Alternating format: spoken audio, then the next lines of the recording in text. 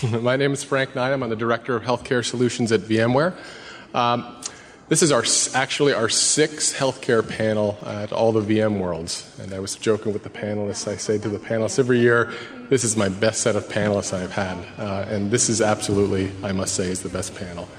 So our hopes today, guys, I'm going to talk to you a little bit about our healthcare program, where VMware is making its investments. And I can't stress enough the genesis of our healthcare program came out of discussions with our customers like you. You really gave us the idea and really gave us the push to go ahead into this area and really make some investments and help you with your clinical applications. So let me get started here before I introduce the panelists. A little bit about our healthcare program and where we're going. Back in about April 2008, we had a little off-site, and we said, what could we do for our healthcare customers? And a little history about VMware and healthcare.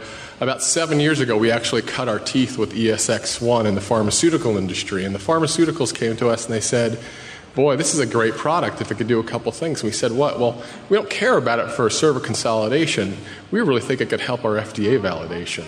And, the FDA to us back then was just a, three-letter acronym. We said, so what are you doing with these ESX servers? And they said, we're actually helping the applications get to manufacturing quicker. It's helping us with our FDA validation. And that's when the light went off, saying, what are these other things we can do about virtualization? What are these properties about VMware we can exploit to maybe solve some hard industry problems?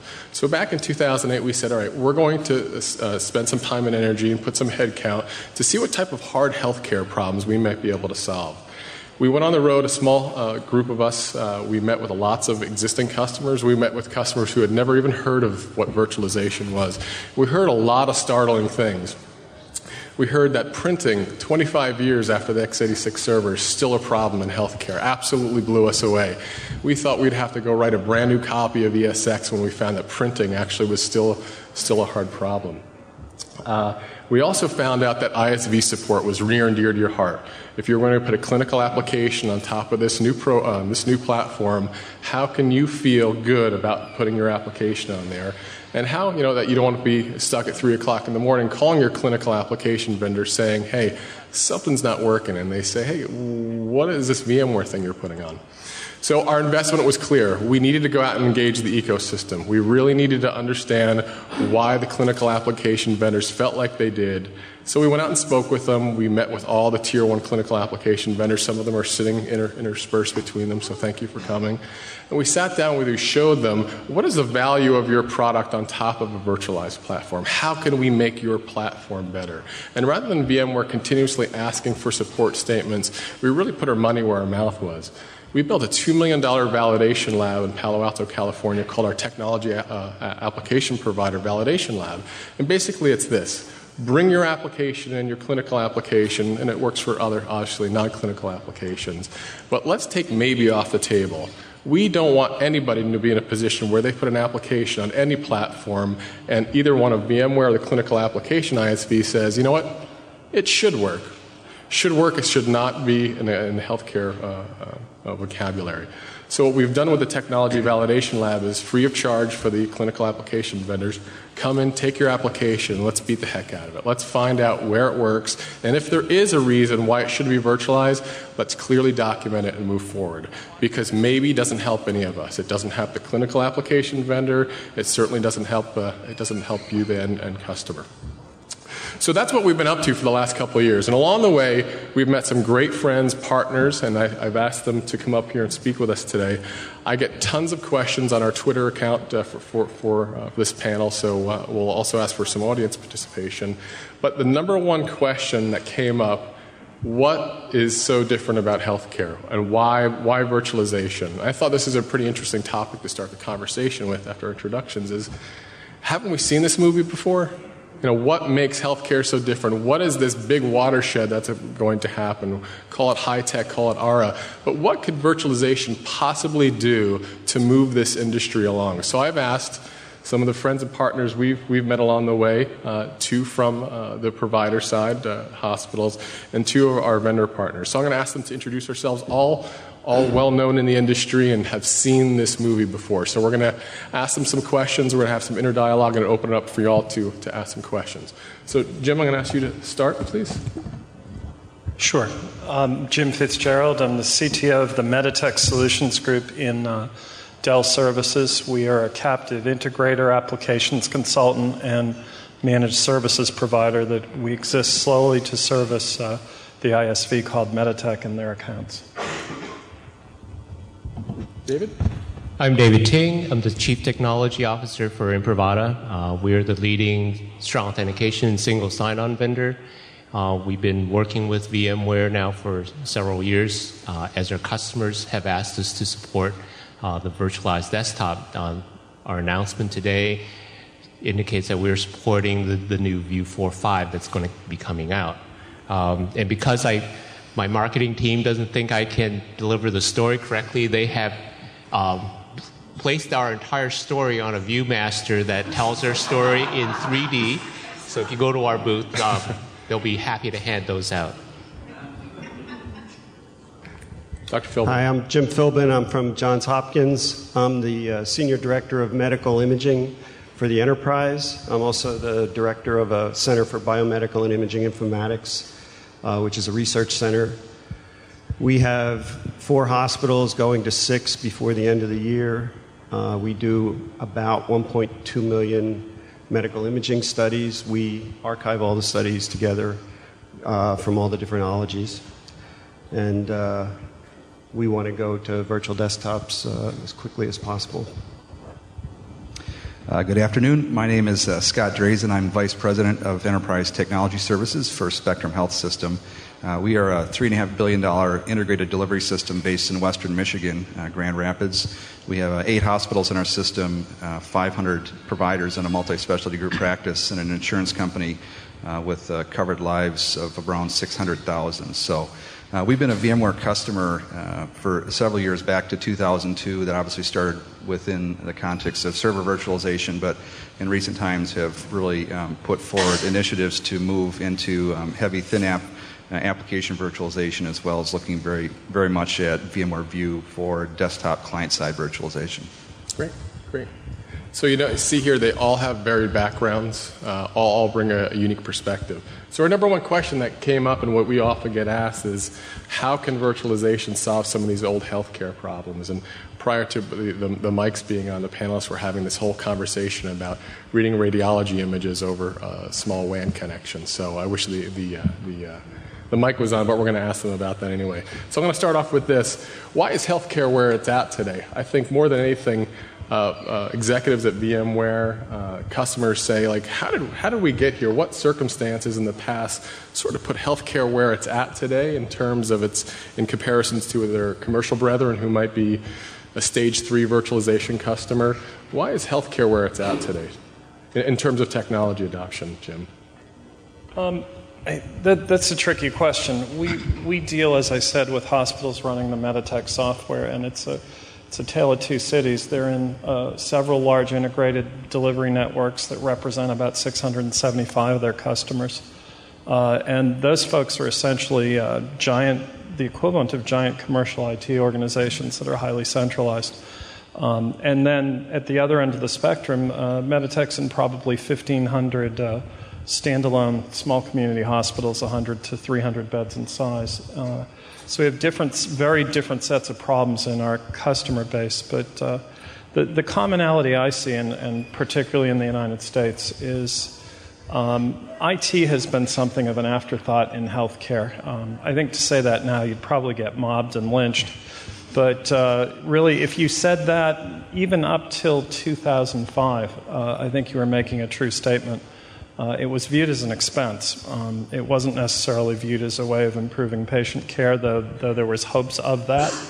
And it was viewed as an expense that was not important as major capital investments around, for example, imaging technologies, which not only advanced the art of medicine, but also helped the reputation of the facility.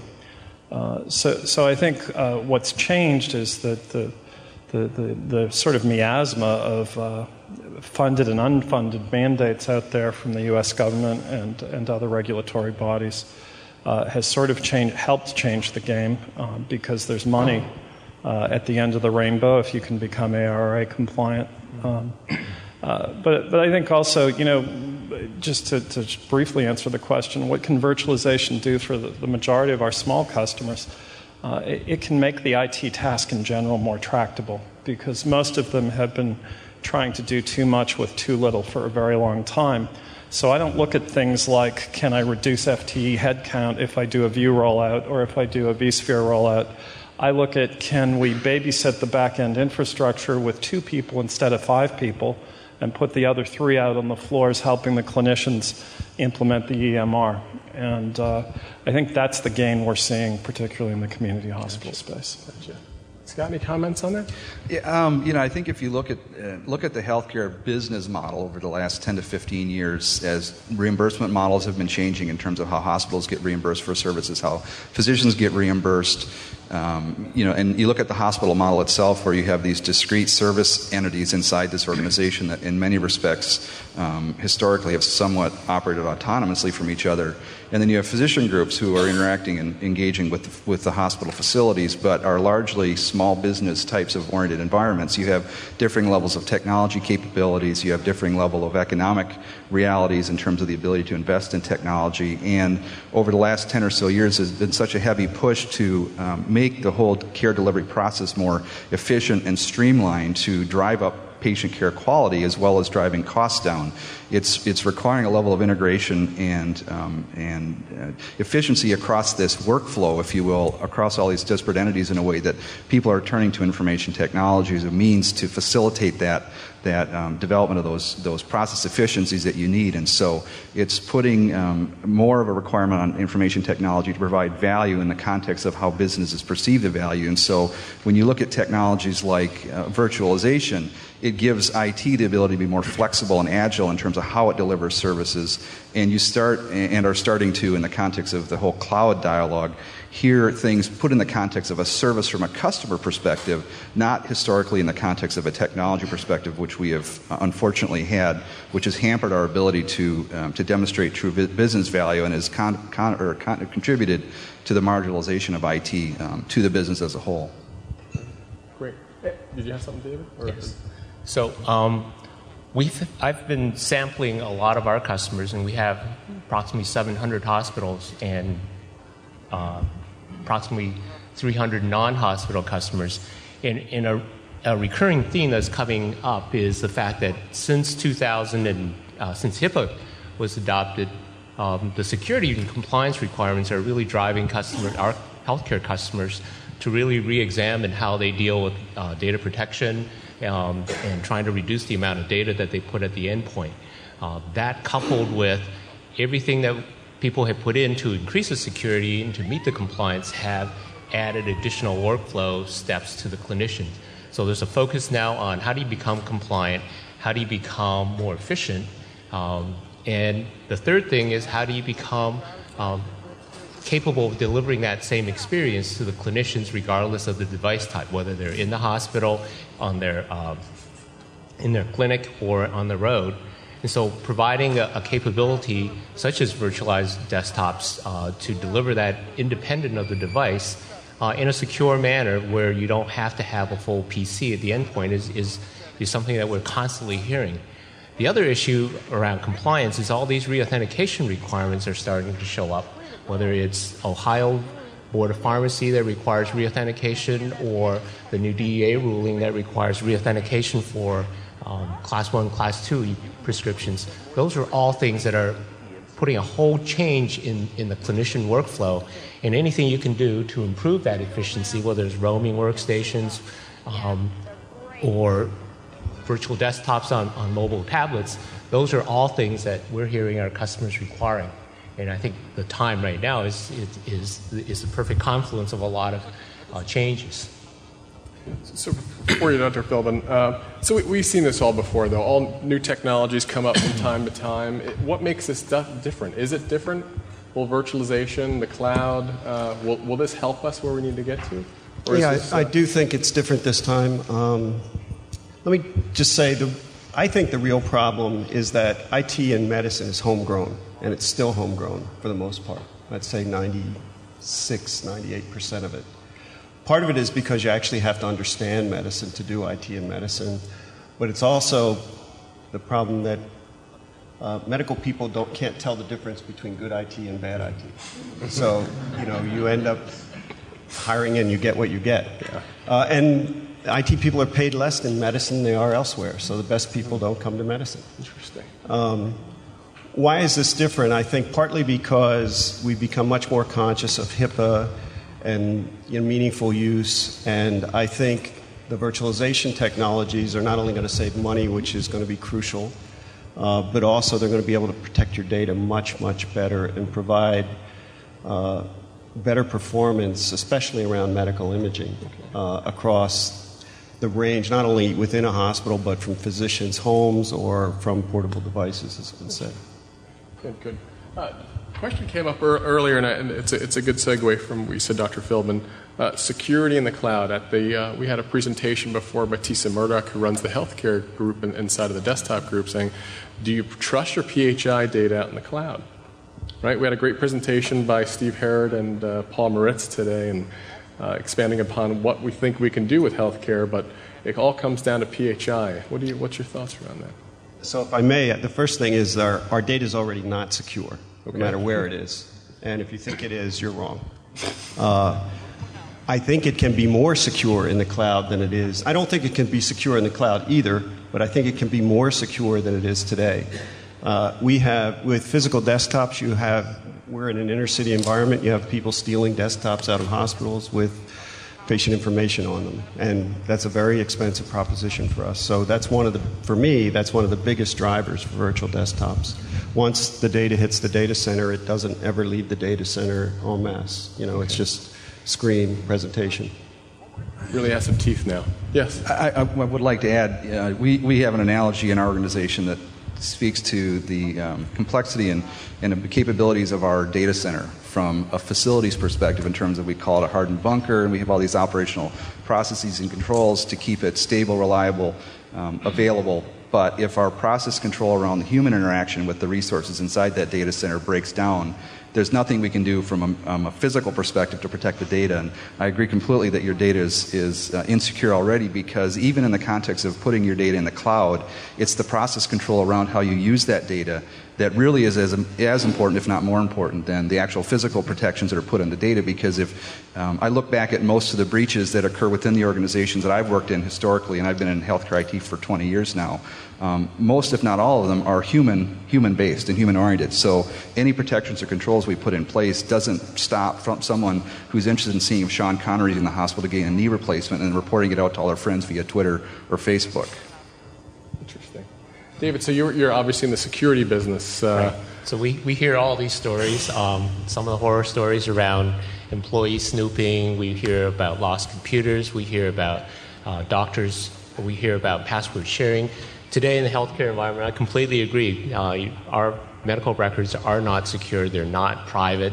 But there are the breaches, the penalties for breaches, the penalties for disclosures are much higher now. So CIOs, CISOs are paying a lot more attention. In the first place, they're looking at is, how do I reduce that footprint, the exposure, the surface area of my data? How do I control better who's getting access to that user? And regardless of whether your data is stored locally in a server or on a client machine or in a cloud, if you can't guarantee, one, the right users are getting access to it, two, unattended workstations are locked down, three, I have audit reviews to see who's looking at records so that inappropriate reviews of records by employees are easily disclosed. You're not even starting to touch the problem with whether your data is stored locally or in the cloud. You have other issues that you need to deal with. Very good. So, Jim, you do a tremendous amount of traveling. I thought I did a lot of travel, but you spend a lot of time in front of clients. Maybe you can sort of bring it all together. What have you seen change in the last couple of years around virtualization, especially around the desktop and security? You gave a great presentation at the healthcare optimization event in Canton, Massachusetts about this. I think, what virtualization has done for us, particularly in community healthcare, is it's allowed these challenged IT staffs to address security needs in a more centralized fashion. If I've essentially virtualized all the infrastructure I was talking about, HIMSS did a survey last year, and they found that, for example, And they compared their healthcare-specific security breach survey, which was sort of driven by the changes to HIPAA and high tech. And they compared themselves to other industries. And for example, if you looked at the financial industry, in excess, I think, of 60% of the data breaches in the financial industry were intentional inside jobs. If you look at the healthcare industry, the numbers were completely flipped around, even though the stories you hear about are invalid access of patient records because they're very, very glitzy and very newsworthy. What you find is that in excess, I believe, of 48% of the data breaches related to hospitals were from essentially infrastructure accidents, loss of backup tapes, misserviced storage area networks, things like this. And we have put every instance of Meditech that we've spun up in a hospital since 2007 on ESX or vSphere. And what that essentially does is it gives the IT folks there a central management toolkit they've never had before. And just the simplification of the underlying infrastructure and the discipline actually gives them a fighting chance of managing those problems in advance. So before you layer any specific security appliances or applications on, you sort of have to secure the management representation of that physical world in the virtualization milieu. So we're very excited, hearing more about vShield, for example, because at least it will create some commonality to the set of tools that's used to do that, and give us at least a default set of security standards we can help even the smallest hospitals implement. Okay, I want to move the discussion to probably the elephant in the room. What we get asked about 9 times out of 10, so I spoke to you earlier about ISV support. I'm going to ask the panel here about their best practices. Why do they think the clinical application vendors are pushing back so hard? And some of the clinical application vendors who have really embraced virtualization, how do you think they've done that and why? So I'm going to actually start with Scott, because Scott has a lot of background with Cerner and specifically Epic. Just by way of awareness, our organization uses 2 very large, well-known clinical applications. One from a company called Cerner based out of Kansas City, Missouri. The other one is Epic, which is based out of Madison, Wisconsin. Our approach to virtualization with those 2 vendors was very different, and a lot of it had to do with the level of comfort each vendor had with respect to its adoption of virtualization as a technology. Cerner has a remote hosting offering as an ASP model for their particular application, so not only are they selling their product, they're also hosting and running it for hospitals. And so in many respects in their data center environment, they're facing the exact same issues that any hospital that's using their application that hosts it themselves is facing in terms of the security controls, how to drive efficiencies into their operational infrastructure in a way to, in their case, increase the margin on the services they're selling their customers by driving down their operational costs. On the Epic side, because they don't do any hosting, they traditionally have relied on their customers to help drive them in a direction they need to be going technically. They take less of a focus on the infrastructure than other vendors we've worked with in the past, and so we felt and found that we had to really sort of, I'll say push, but it was a gentle push. And that was large part because we engaged them very early on in our process to say, we'd like to do this, we find value in this, we think your other customers would find value in this, we want to help you build your business case to sell your product to other organizations. And so by framing the dialogue as a win-win where we had obvious benefit from doing this for ourselves as well as putting it in the perspective of a value opportunity for Epic, it made it a lot easier for us to engage them as a partner with VMware to help drive through the application virtualization effort that we went through. And so, I can say now that we've successfully virtualized their application in ThinApp. We believe that we're the first in the country to do it with that vendor, and are looking forward to continuing moving that out into a full production environment as we move forward. So, each approach with your vendors is different. I guess my underlying common theme is that approach your vendor as a true partner, engage them early in the discussion, try and articulate the value proposition for them to help support the value proposition that you see in the solution, and you'll have a much better chance of being successful in your virtualization effort. Dr. Philbin, can you maybe take that from your imaging side? Yeah, so I think some of my perspective is mostly medical imaging, and the medical imaging vendors are trying to lock you into their. They like to sell hardware as well as software, and they like to sell it at 3 times the price of Dell or HP.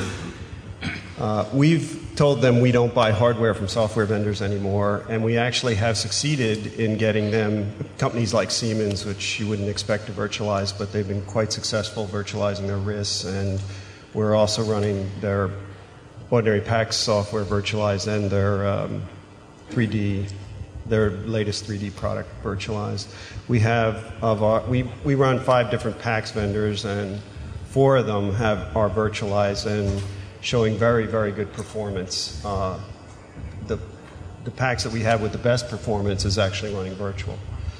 I think some of that is just fear on the part of the vendors that this isn't going to work and we're going to have a big support headache, etc. But now that we've demonstrated this, and Hopkins has, at the main hospital, Johns Hopkins Hospital, we do about 450,000 studies annually, and our study sizes are about 3 times a normal hospital study size. So our average CT is 900 slices, if that means anything to you, but it's about 175 megabytes in one study.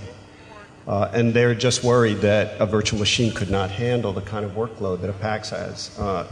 We've demonstrated that it can. We've demonstrated it improves reliability rather than liability.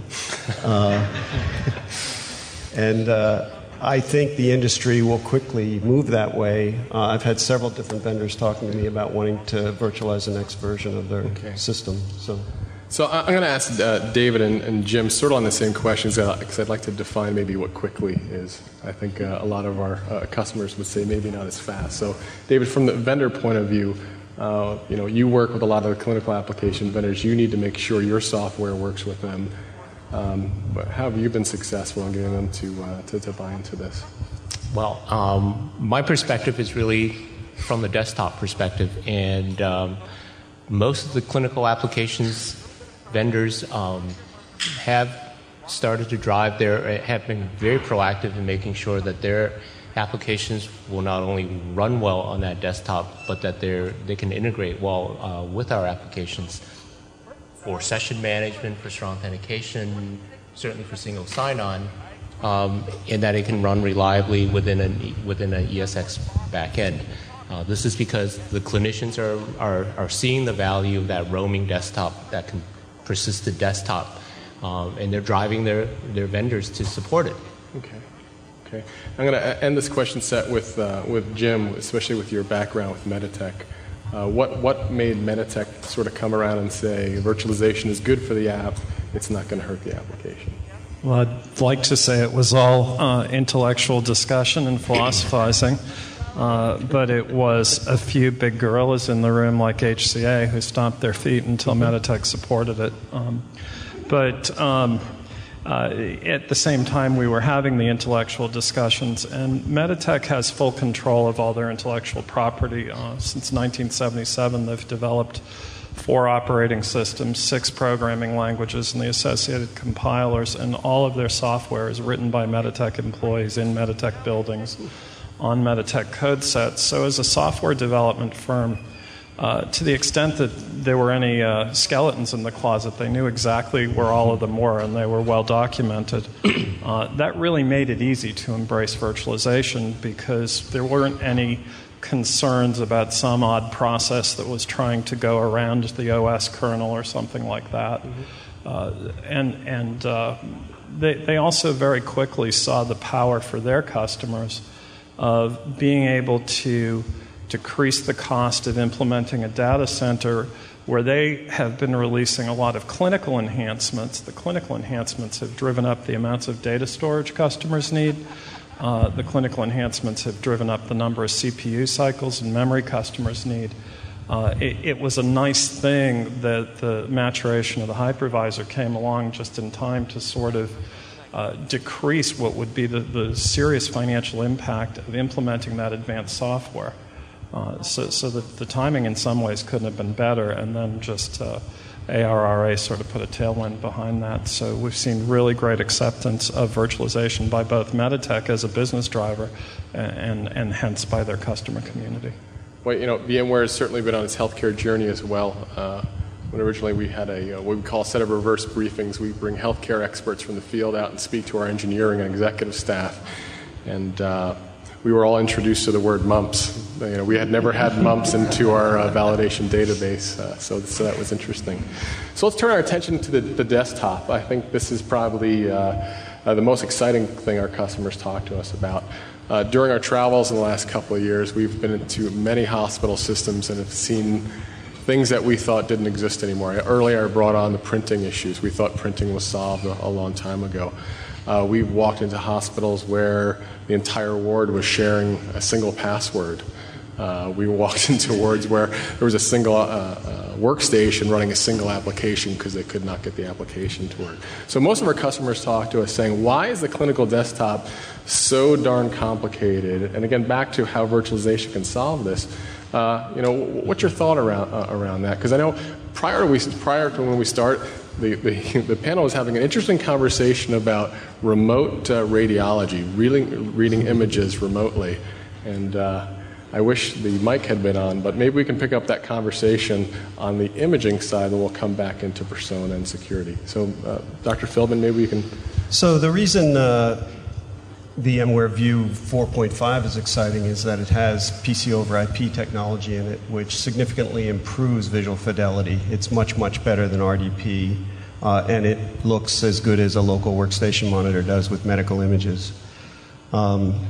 The other thing that's going on that I think is going to have a big impact it makes virtual desktops much better, and that's the fact that data center networks are going to get much faster very soon, either with 10 gig Ethernet or I believe InfiniBand is actually going to have a much bigger impact long term because it's about 20 times cheaper and it's already 4 times faster and will soon be 56 gigabits per second full speed.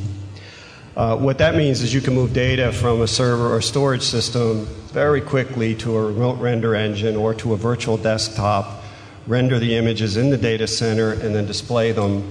And the PC over IP technology is encrypted, and there's a new product that I guess will come out. Well, it works with RDP now, but it'll start working with PC over IP sometime in January, which lets you eliminate VPNs. So you can have a full-speed 3D image in under a couple seconds at your home over broadband with this technology.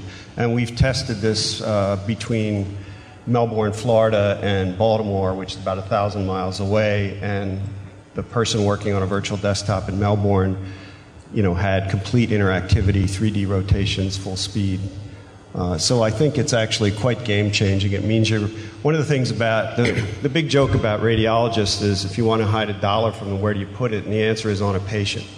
And it's because they don't see patients. So they can, some radiologists do when they're performing procedures. But the point is that you can read from anywhere now, and that does a couple things. It makes second opinions really easy. More importantly, it makes subspecialty reading a really viable thing. So if you're in a remote community hospital somewhere and you have a baby or a young child with a cardiac problem, there aren't many pediatric cardiologists in the world, but you can get somebody, you will be able in a year or two to get somebody to read that study remotely, I think. So there's the security aspect, there's the saving money aspect, which is always very important in healthcare, and the fact that you can see images full speed 3D anywhere, I think is really, really game-changing. Is there a link to telehealth there at all? Yeah, absolutely. We do a lot of reading from... today, the studies are transferred from, Abu Dhabi or Anadolu in Turkey or Santiago, Chile.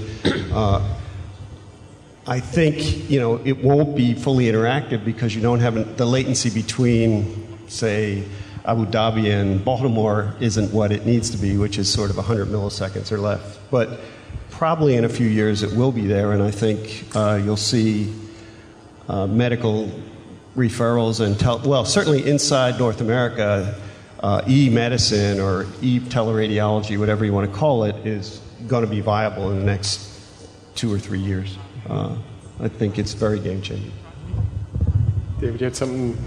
I think the comments on image quality, that's always been one of the major obstacles, I think, until 4.5. We have another customer, Ohio Health, that's been testing radiology images on PCO over IP, and their experiences have been very similar in the sense that not only can they do real-time cardiology, but also high-resolution PACS images, and they have had very good experience with it. The other benefit that View 4.5 brings out is really the USB redirection, the ability to plug in your dictation units, your barcode scanners, things that you need for med verification, things that you need for reauthentication. From our perspective, it's the ability to plug in your fingerprint reader or your proximity card reader or any of the USB devices that you might need to augment that reauthentication experience. Those are now fully supported in 4.5, and a lot of our customers have been waiting for that to move on to the next step. How come we haven't done this before then? I'm sorry? How come we haven't been able to do this before? I mean, is the sea change PC over IP? I think it is. Would you agree with that? Yeah, absolutely. Because I mean, RDP, the visual fidelity is just not there. It wasn't there. It was a reason people used to use Citrix ICA protocol, was because they can support that deeper depth. And in talking to the Teradici engineers, you're getting full 24-bit depth and you're doing full 30 FPS on the video. That is what you need to have comparable to a locally connected monitor. And 4.5 will allow you to do that. That's a significant change. Well, one of the other things we learned along the way, and I'd like to comment on this, how obviously important doctors are in the healthcare system here, but how important it is to make sure they have a good experience with any technology you roll out, and not to get a call at 3 o'clock in the morning from them about changing a password. So a lot of our time and energy lately has been spent around the clinical experience. How can we make their log on, log off times quicker, faster? And we learned this new word along the way that's a staple of healthcare, workflow. Is there any way you feel that virtualized desktops will be able to enhance the clinical experience, whether it be through workflow, remote radiologists? Maybe we start with Jim and we'll go to this guy. We're just in the process of launching a solution we call Secure Virtual Client, which is a roll-up, actually, of Imprivata, View, and a number of supporting technologies. And our primary motivator, has really been two things. One is getting our hospital customers to compliance with federal regulations at the desktop, and one of the quickest ways to do that is completely eliminate data from that desktop. Another one, which I think plays into some of the other comments I've made, in a world where if you've got a dozen IT staffers and half of them are on the PC help desk, if you can free up 3 of those individuals to go out and help roll out what are referred to as advanced clinical software applications, you help the organization get to ARA compliance and therefore an increase of their government-funded reward or a decrease of their potential penalty. And in the process, they're rolling out software which is improving patient care. So where we help workflow by getting that technology out onto the floors of the hospital is we really get IT out of the way of the practice of medicine. And I think, Imprivata's product, the way it integrates into our solution, does a lot in that direction. With the right technology and subtle things underneath like the USB redirects, there are workstations in a hospital that literally get logged in and out of shared workstations on nursing floors.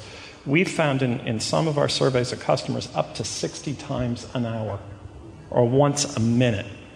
And you really can't do that typing passwords and remembering hash codes and things like that. So it's absolutely critical that we have the SSO technology integrate with the virtual desktop technology to allow that workflow to be functional.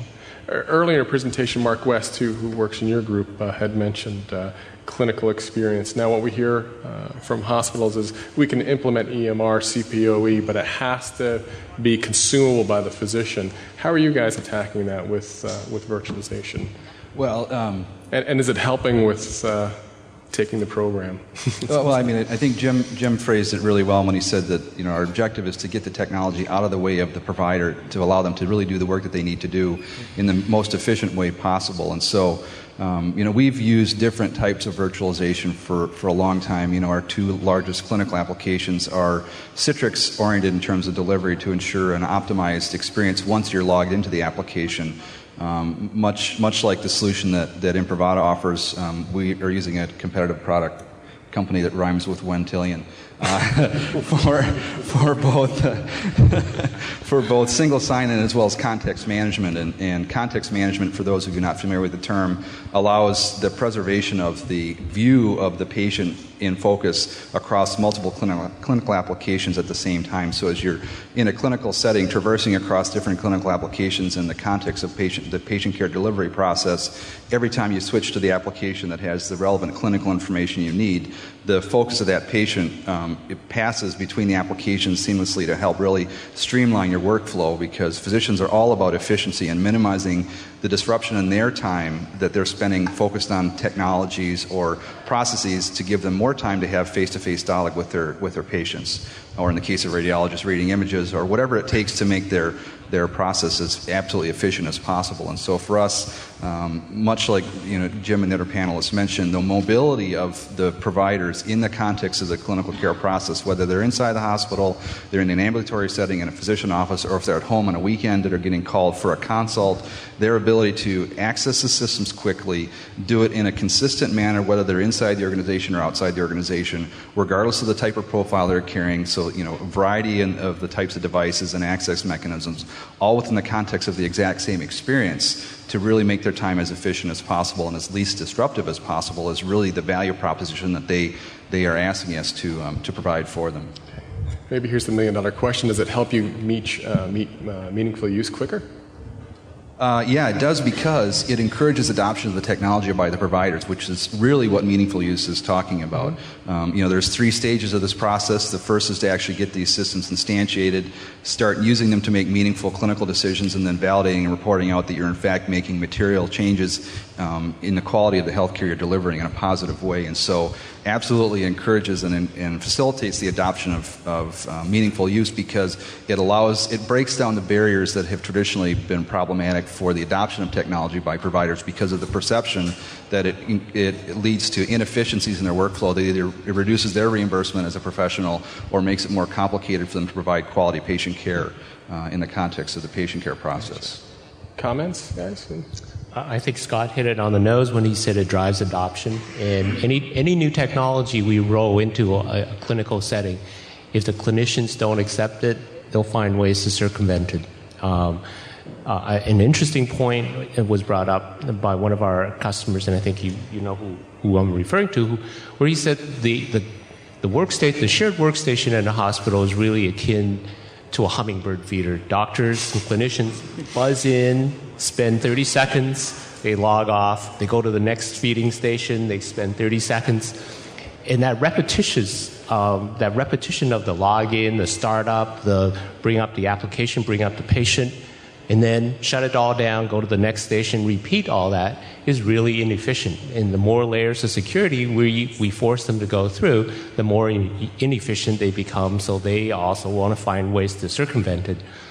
One of the key advantages of virtualized desktop is the ability for them to maintain that same desktop.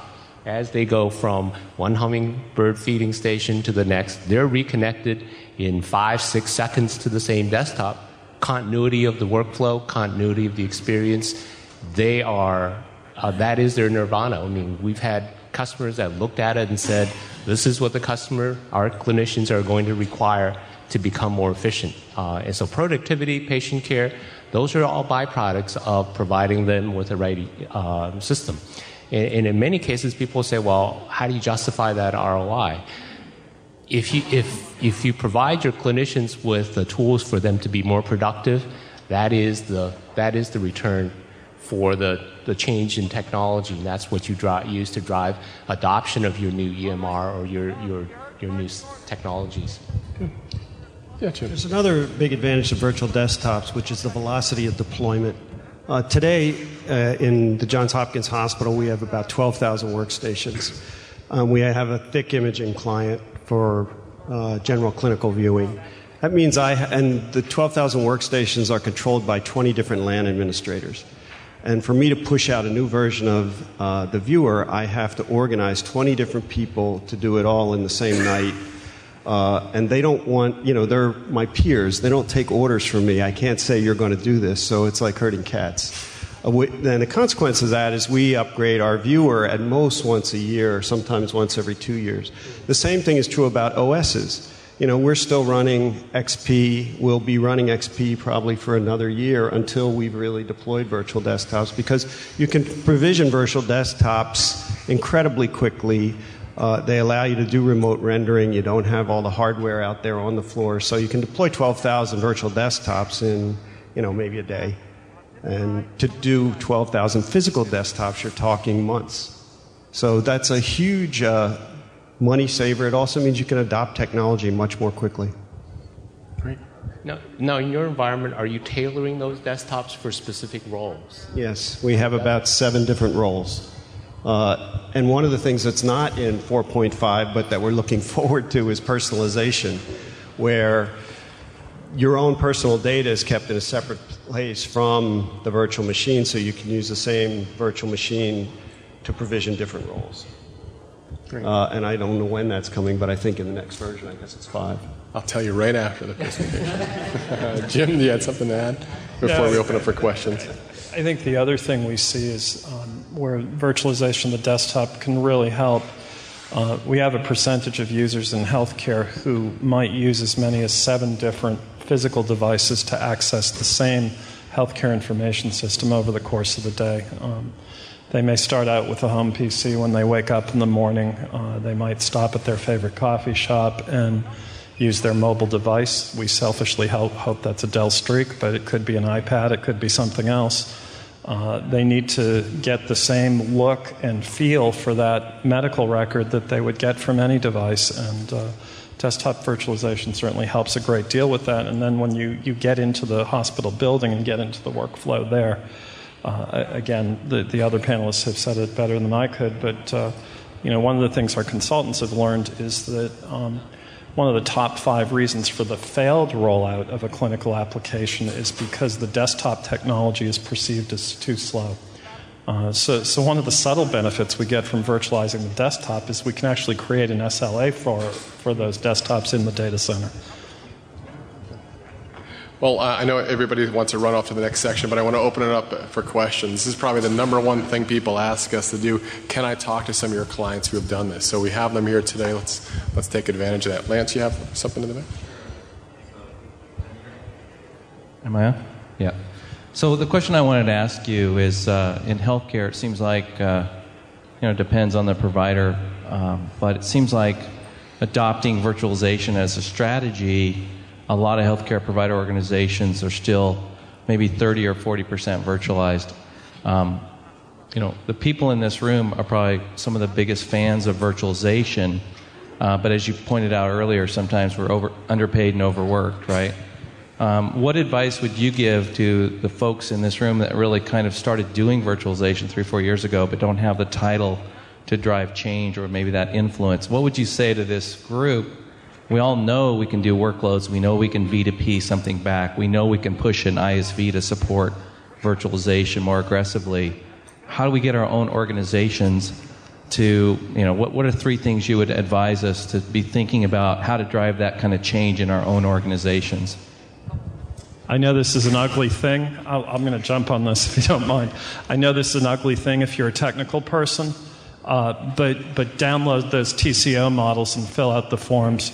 You will absolutely shock your higher-ups with the financial analysis. We've seen actual paybacks in as little as 9 months for major virtualization investments. And the other thing I would selfishly say is go with Meditech because you can run it 100% virtual. I wore this tie today on purpose. I think I can count on one hand the number of ties I've seen at this conference, but I guess I'll call myself a geek in business clothing. to align yourself with the business, you have to speak to the business in a language they understand. So the best advice, much exactly like what Jim just said, is put it in the context of terminology they understand and the cost savings to the organization, whether it's through cost avoidance and soft savings, which are generally not as obviously welcome as hard dollar savings, but the economic dialogue you can have with the business to really drive the initiative will get their attention the fastest and allow you to get to a productive state where you want to be as quickly as you possibly can. And I think that's the number one thing you need to do. The second thing is that you'll improve reliability and availability, which is crucial in the healthcare setting. I think the whole model hinges on clinician adoption. I think it's all driven by the workflow, and if you can if you can introduce the clinicians to the fact that, or the CMIO to the fact that their clinicians are going to be happier, they're going to be more productive, and that they'll have better patient safety. That will be the key drivers for you to worry about all the other issues around ROI and TCO. I mean, those can be calculated, but I think if you don't get the medical staff on board on your side, it's going to be a long fight. Gotcha. They won't be happy originally. They never are. Question in the back of the room on the right-hand side. Thank you. Yes, I manage a system for a clinical health care provider. We have 12 locations, roughly 200 employees. We're getting ready to implement an EMR solution that is web-based. We have been virtualized now in our data center for over 2 years and looking at getting off RDP for some of our workstations and going to a virtualized desktop through the VMware product. One of the things that I have not heard in any of the discussions is the web-based applications that are being used in healthcare. Could somebody comment on these and the effect that it has on the virtualized data center? That's a great question. SaaS-based EMR applications. I mean, we haven't spoke about SaaS-based or web-based EMR applications in the terms of virtualization. So I can't speak to EMR applications, but web applications in general run as well or better on a virtual desktop, and they will in the future run better on a virtual desktop just because of the increased bandwidth in the data center. I think the other benefit you get from a virtual desktop running web applications is you can keep the desktop environment variables squeaky clean, so they're not going to get corrupted from session to session because they're essentially going to get refreshed back to a known state every time somebody logs in. We've even had, in early going of desktop virtualization, customers with kiosk applications where they actually let patients self-register in children's hospitals. By the end of the day, they were frequently just ripping those off the floor and physically rebuilding them and swapping out the units. Now they just, refresh the virtual desktop every time a user touches the device. I would offer a word of caution, however, that there are web-based applications that have dependencies to specific versions of specific browsers. So if any of you are like my organization, where we have really struggled with the IE6 to IE7 to IE8 transition, it has been horrifically difficult and challenging. And so in the context of an application like an EMR that might be delivered via an ASP model, you want to be very, very careful to understand fully the dependencies on the browser so that you don't put yourself in a difficult position when you get ready to upgrade that browser only to find incompatibilities because of the vendor's lack of keeping up to date with the current standards from the vendor environments. So and I'm sorry, before I let you answer your question, for us, the way we've addressed our IE6 to IE7 to IE8 difficulties in large part has been due to ThinApp. That's what I was going to say, is ThinApp. But we still see, and my client engineer who's here at the conference, still see some interdependency between even the ThinApp version of IE and the OS. So there's still some subtleties we're wrestling with, but by and large it has helped us make great leaps and strides to get over that big hump, which has been a real problem for us. Yeah, Java too. Yes, sir. This is for Dr. Philbin. You said earlier, if I remember correctly, that you were able to virtualize 4 out of 5 PACS vendors. What vendors were they? So we have Terramedica, Caros, Dejarnet. They're mostly vendor-neutral archives. We do have Siemens, Accuo. The Siemens PACS is the regular PACS. I've just heard they're going to do Syngo Dynamics is also going to be virtualized. And one other quick question. You said you're planning on virtualizing within your desktops. Do you have any idea how long it's going to take you to do that? You got a plan in place? You're going to virtualize your desktops eventually. Yes. If you're looking forward to doing that, do you have any idea what the kind of milestones you're looking at time-wise for getting that completed? So one of the things I didn't say is that one of the limitations of PC over IP is that they can only support 2 monitors today, and it'll probably be another year before they can support three or 4 monitors. So for some diagnostic reading environments that require 3 monitors, that's a problem. Having said that, we are waiting for 4.5 to actually be official. We'll probably test it for a couple months, and then we'll start deploying it. My IT organization has been using, early betas, later betas. We're running RC1 right now, and we're very happy with it inside the organization. It'll take, it's a pretty big change, so we'll roll it out slowly with one section at a time. But I would expect to be fully virtual desktops by this time next year. And I have, inside radiology, we run 1,500 desktops and at one hospital. And probably outside radiology, we run another 100 or so. Question in the middle? Oh, I'm sorry. Somebody has the mic in the back? Our company offers a hosted solution for physicians and other hospitals. Be interested to know what you guys think about hosted solutions, and if that's what you guys see as something you'd utilize in the future or currently utilizing or what have you. Our company offers multiple ways to support our customers.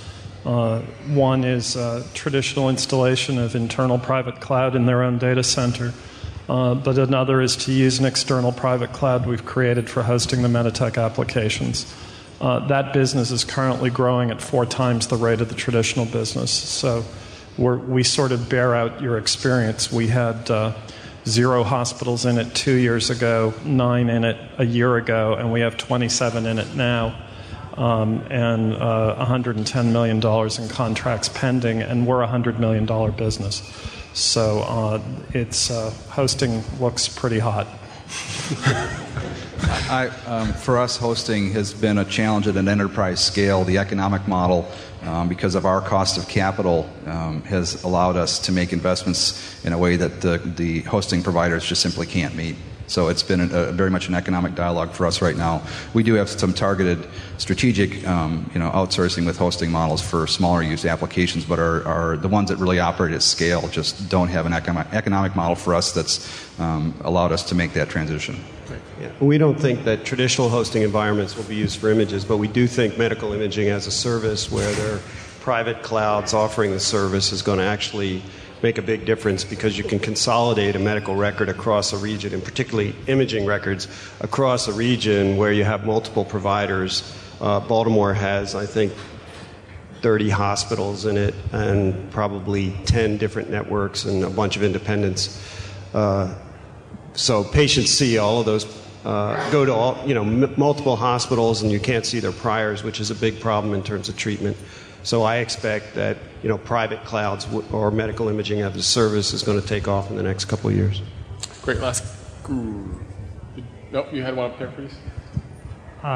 For Scott, I just wondered if you could elaborate on your Epic comments at all, because we're getting started on an implementation, and what I've heard from them hasn't been very virtualization friendly. And if you were thinking of actually deploying that in a view environment, I'd be really interested to know, because that's been 180 degrees from what we've been told we could do.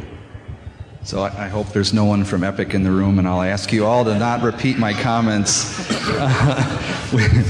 Oh no, all right. Well, you know what? In all candidness, we were asked to sort of keep quiet what we're doing, because they were very interested in working with us and they understood the value proposition, but they were concerned about it getting out in advance of them being in a position where they felt comfortable supporting it. And so we were willing to work and collaborate with them, because it got us further along the path towards where we wanted to be. So if you're going to the Epic user group in September in Madison, I'll be there as well, quite a contingent from my organization, and I think you'll start hearing more and more about the acceptance of thin-apt Epic in hyperspace. Great. Okay. One last question. That's you in the green, sir. We're doing an EMPI, and I'm also curious about healthcare analytics. Are you guys virtualizing any of those large I/O type servers and stuff, and what you're doing? Yeah, we're doing experiments right now with Mirth Match running in virtual machines, but we don't put any new applications in anything but virtual machines. We're running most of our databases today in virtual machines, and we have about 80% of our applications running in virtual machines. The overhead for the database is 5 to 10%, and in general, it's the management and provisioning aspects make it worth much more than that. Ours is virtualized, but not in the context of what VMware would expect me to say, being that our platform is based on AIX and Unix, so we've had that virtualized in that space for some time. Well, I think that's it. I'd like to wrap it up, everybody. Thank you for coming. Thank you for our panelists. Thanks for making it all the way out here. And we'll be around for questions. Thank you.